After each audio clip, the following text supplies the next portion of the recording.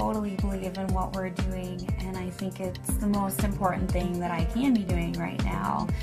There are so many people who are sick, and if this can help them, people have to know about this.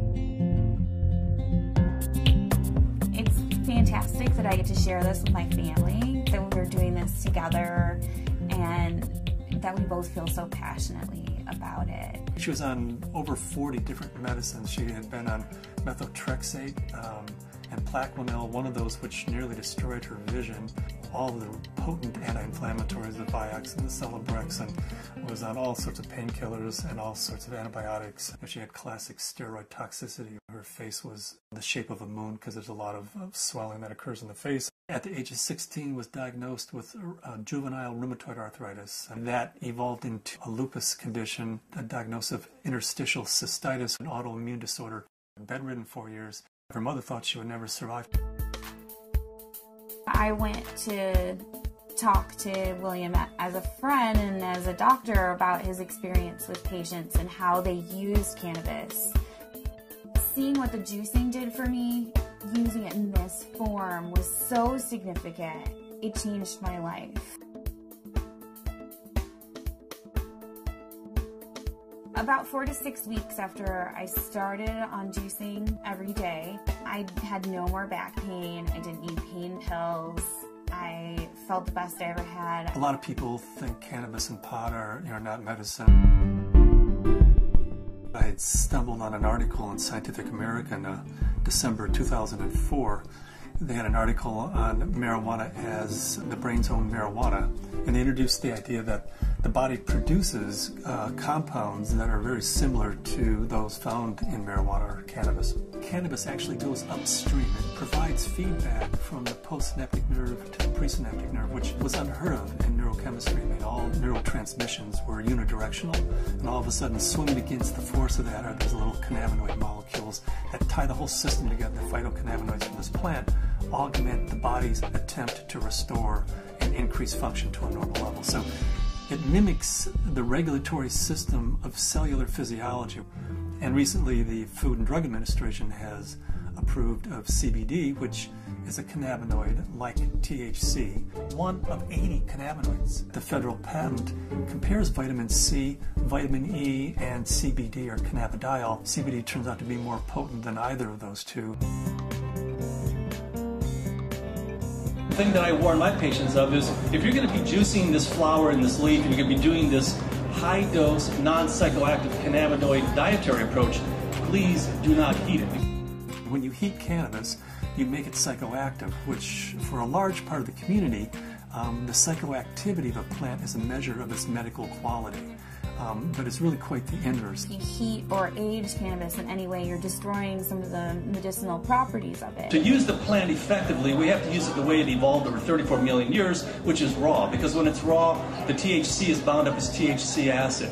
It requires aging, drying, so as a hunter-gatherer, we gather this plant and we notice, wow, as this plant ages, it changes character and suddenly has a psychoactive effect. I think that's the most exciting area of cannabis research is looking at non-psychoactive cannabinoids. Because if you do heat it, you'll decarboxylate the THC acid, and you're going to have 600 milligrams of THC acid with the CBD acid. You would be unconscious probably for the better part of the week. Between heating the plant, whether that's in a sucker, a cookie, a baked good, a butter, vaporized, smoked, all of those techniques convert THC acid, which is non-psychoactive, into THC and provide you with that 10 milligram dose.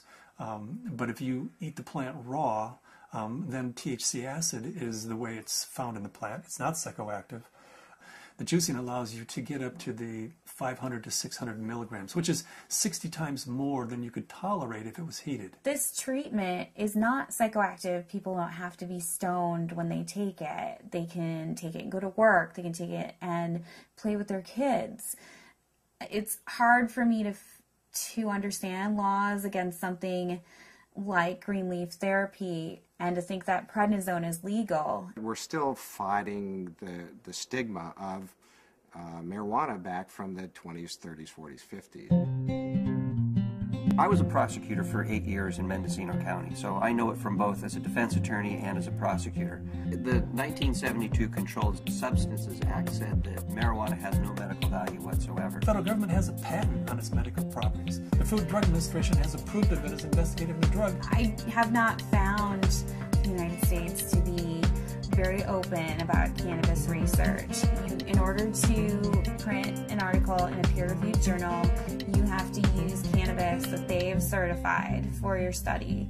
And there are physicians who have waited 3, 4, 5, 6 years, some even longer than that, to just get a sample. The federal government's been kind of schizophrenic in the way it looks at marijuana. It says it has no medical value under that act, but at the same time, the federal government has been funding research in marijuana for years, for decades.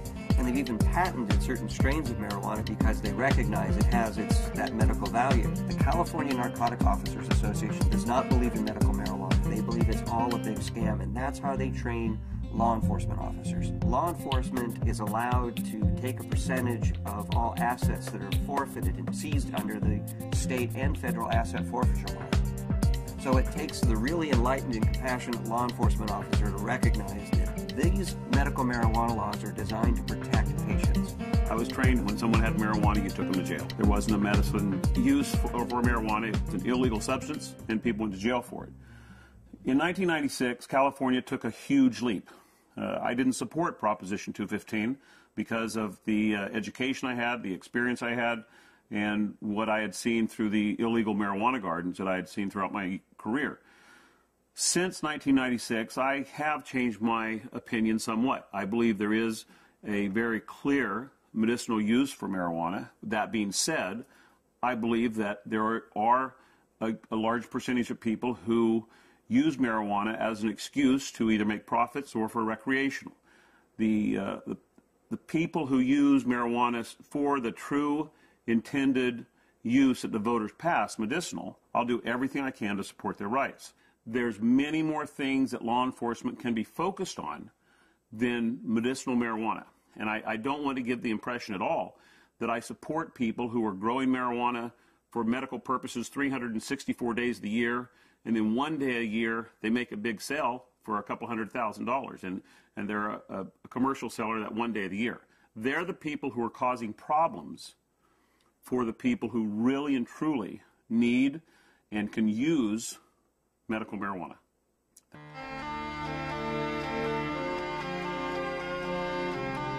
Terrifying, to be told as a parent that your child does have a tumor in her brain. It took 24 hours in the operating room. They gave us a 10% chance of survival with treatment. The Oakland Children's Hospital, where they called me and they said they had a baby who they were discharging home. This baby had completed all treatment that would be useful for it, had brain tumor, had surgery, had radiation and chemo, and the tumors were still growing and still multiplying, and therefore they said to the parents, just take this baby home and make it comfortable, because there's nothing more that we know that will help its condition. Started to accept to the point where the illness had taken her and us, and try and find some acceptance. A month went by and I got in contact with the family, and they said, well, we just came back from Children's Hospital. They did a CAT scan.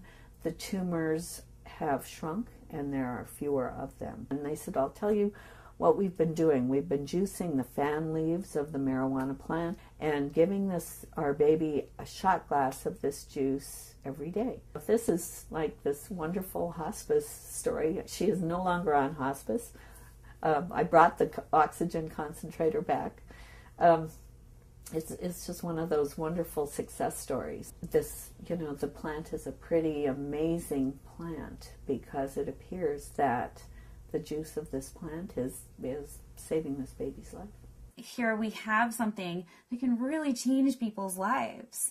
I mean, I was laying in bed, catheterized, thinking that physicians were just trying to make me comfortable. They really didn't think that there was anything more that they could do, and that I may not live to be 30, which I am now. That was the best I could hope for. the best I could hope for was taking enough methadone and Percocet every day that I just didn't feel anything at all. I had gotten in touch with Dr. Courtney because we had received a doctor's recommendation from one of his patients, and in it asked that they start juicing the leaves and having capsules and a few other items which I didn't know anything about. So after I contacted him, I was really excited to hear that there might be some other alternatives to the smoking of the cannabis. These are friends we've had in the past year. They said, your father's not the same as he was when we first met him, and he seems to be much more alive and much, doing a lot more and more active. And I had informed them that it was because of the juice that he had been taking. Right after we started juicing, that he seemed to be more active. We would do things out in the garage more, and he wouldn't spend so much time in his chair. We have ran out periodically in the last year and a half, and that's what made me convinced that he needed it, because when he would run out, he would have trouble getting out of the car.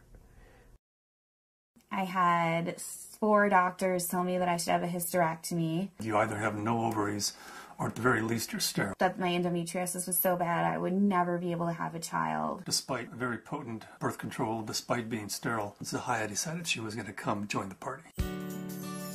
Come on.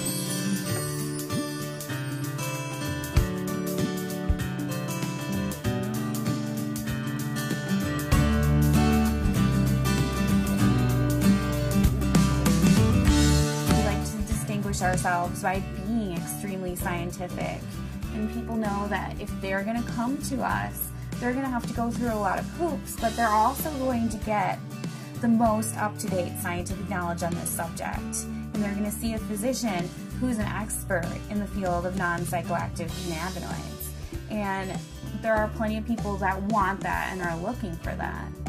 We opened our 5th office in Luxembourg. Their government is really sympathetic and open. There's an international group studying autism and CBD in Luxembourg. There's a physician there who's writing cannabis scripts who's also a senator, and we've been working with him, Senator Columbera.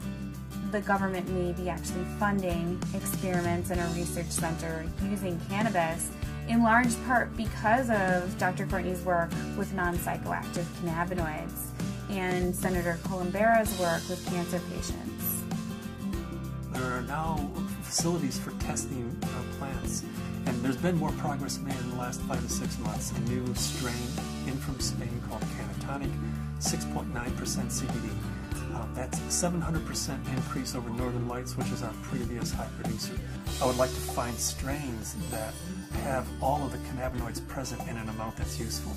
I'd like to produce strains that are adapted to environment. In Luxembourg, we're producing thousands and thousands of pounds of seed, to raise the money to give away, a half a pound of seed, because if that person grows an acre of cannabis and feeds their family the proteins and the fatty acids, incredible food source, an incredible preventative medicine source, and an incredible therapeutic source, and at the same time, they're sucking 5 times as much CO2 out of the environment as an acre of trees. First, we have to change Convention Treaty Number 1, which was the convention that the UN put out in 1961 that says cannabis is a crime, should be, if you have it, if you grow it, if it's in your possession, you should be in prison. That dogma has dominated the world right now.